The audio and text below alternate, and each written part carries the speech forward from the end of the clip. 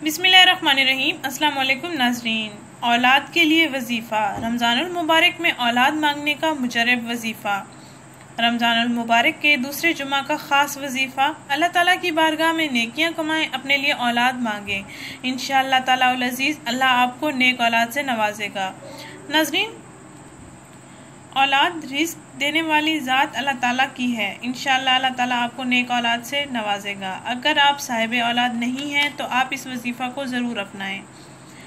इंशाअल्लाह ताला आपको अल्लाह ताला नेक फरमाबरदार और साले औलाद अता फरमाएगा। एक बात जहन में रखें कि किसी भी अमल को करने से पहले आप अपना ईमान और तवक्कुल अल्लाह ताला की ज़ात पे मुकम्मल रखें। औलाद के ख्वाहिशमंद हजरात इस वजीफ़ा को खुद भी कर सकते हैं और अपनी बीवियों से भी करवा सकते हैं।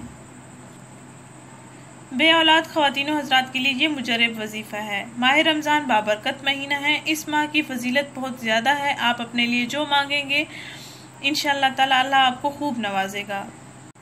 नाज़रीन, ये जो अमल, ये वजीफ़ा मैं आपको बताने जा रही हूँ, इसको आपने अफ्तारी के वक्त करना है। 7 खजूर के दाने ले लेने हैं। उन 7 खजूर के दानों पर आपने 336 मरतबा अल मुसव्विरो इस्म पढ़ना है।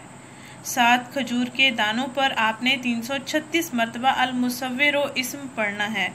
अव्वल व आखिर 111 मरतबा दरूद शरीफ पढ़ना है। अफ्तारी से पहले आप इस वजीफ़ा को करेंगे, इंशाअल्लाह ताला कामयाबी पाएंगे। तमाम बे औलाद मुसलमान बहन भाइयों के साथ लाजमी शेयर करें ताकि वो भी अपने लिए औलाद मांग सकें और रमज़ान मुबारक की फजीलत से इस्तिफ़ादा हासिल कर सकें।